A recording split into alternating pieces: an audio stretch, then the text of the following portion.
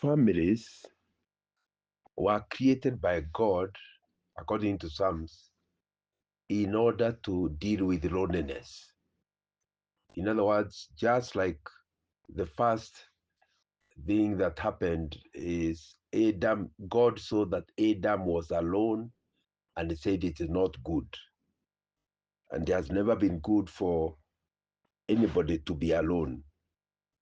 Similarly, God says He has put us in family. He has put the lonely in families.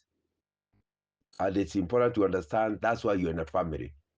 So the most important thing, if you truly are a Christian, is to ask yourself, are you playing your role in the family to deal with loneliness of your siblings, of your parents, of your grandparents, of your cousins, of your uncles? That's a clan. And you, as a member of that clan, you, as a member of that family, are supposed to be playing a role to help people not to suffer from loneliness. What's worse is some husbands are not available to their wives, spend all their time with the boys. So they become lonely. I was surprised about a study that was done, and it was discovered that the married women are more lonely than single ones. So the single ones are with the girls. They they are doing they are going hiking, they are doing whatever with the girls. Yours can't do that because she's married, and yet you are not available to her. So she ends up to be lonely. God says, I put the lonely in families. The idea of being a part of a family was God's idea to sort out loneliness. Are you playing your role to ensure nobody in your family is lonely? So we are in our family in order to care for one another, in order to take care to remove loneliness like we have seen. But it's also in order to teach each other in a pilot how to relate with one another. That's why you have to be very careful how you bring up your children. If you teach them entitlement, they are going to go to a society feeling entitled. And once somebody is entitled, they are not very good company with anybody.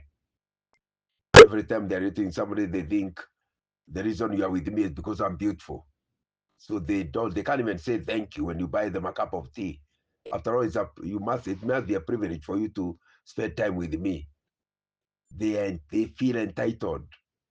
They get a job, they are not grateful they got a job. They think that they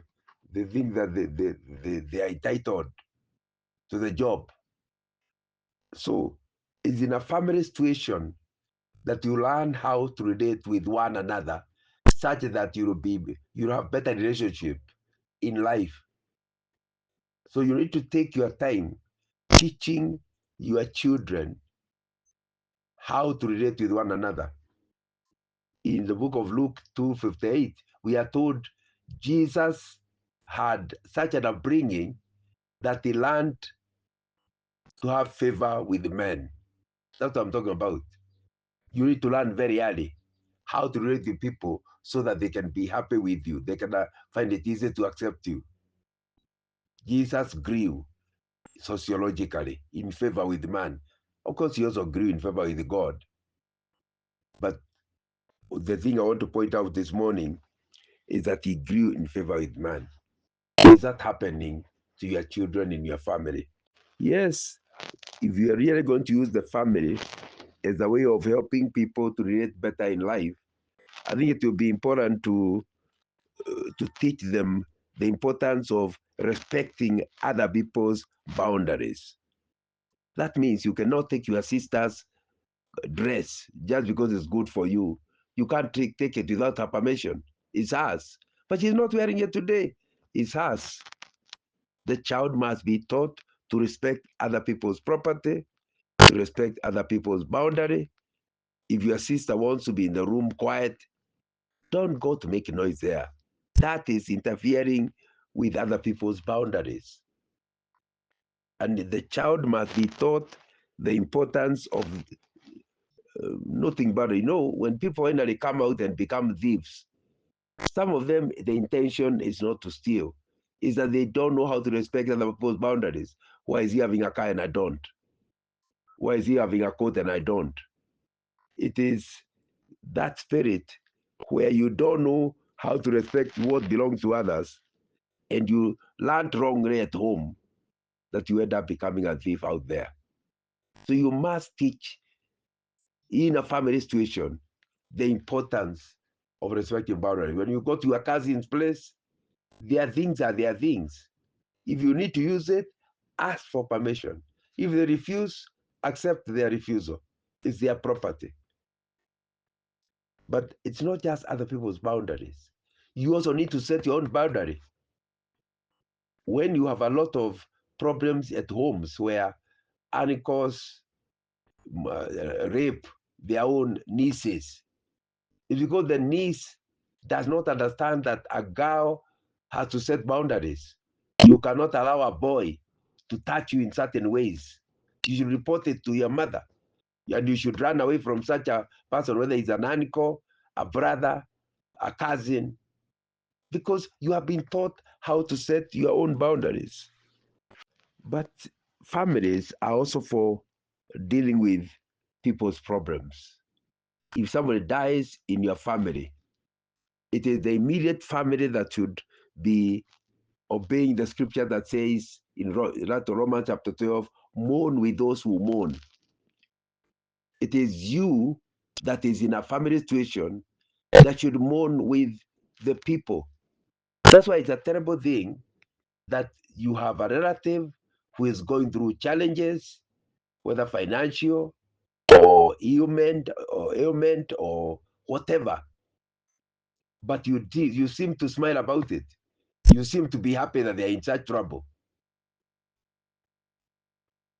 No, the intention of God in putting people in families is that they will be the first people to carry your pain, to feel the pain with you, and in the process, help you yourself to go through that period of pain.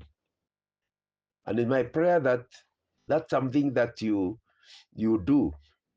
Obviously, when it is you that is in a problem, you quickly want to blame your relatives that they are not there for you. They never came to see you in the hospital. They never did. But you yourself don't feel the sense of responsibility that we don't have to have any friendship with my brother. The very fact that he's my brother, his pain becomes my brother.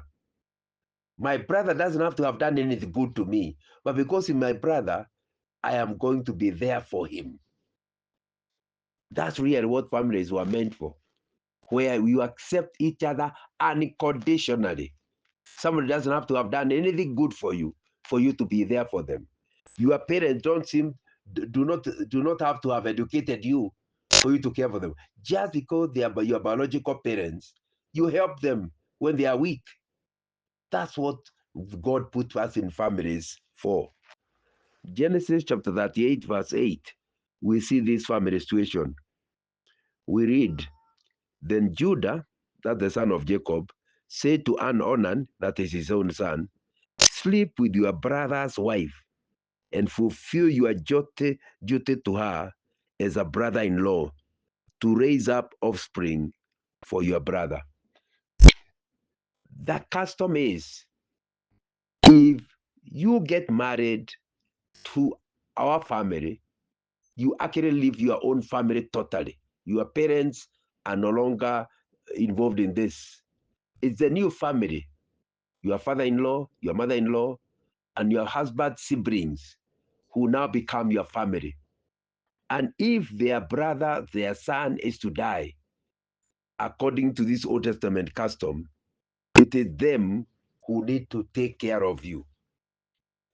They become the safety net for your children as they grow. That's why in those normal customs, you never hear of a child who is called by the mother's name. You are not Kamau, son of Wairimu. Why? Because although Kamau's father may have absconded his duties. He grew up in a family, his mother's family in Kikuyu land, but he grew up in a family. So you'll never hear of a boy called by the mother's name, because he's always called by his grandfather's name. Because once the father is absent, it is the grandfather who takes over, or his uncle who takes over. That's the kind of picture that was there, both in the Old Testament and in our African culture. We care for each other. And I believe that is God's intention when He put us in. However, the New Testament encourages us to care for each other, but it actually adds a new aspect. It calls the church your family. Timothy is told that if a woman loses her husband, she becomes a widow. The church should look after her, especially if her immediate family is not doing a good job. That's the New Testament. So that's the first thing you must know. As a church, we are supposed to be like the family of the person. It doesn't mean they come out of their family, but even if their family doesn't like them because they are Christians or whatever reason, the church is supposed to play its role. So when one of us in the church loses a loved one, they should feel well looked after, well comforted. But please note, in Genesis 38, verse 8, they were not to just look after the family's economic situation. They were also to marry the woman.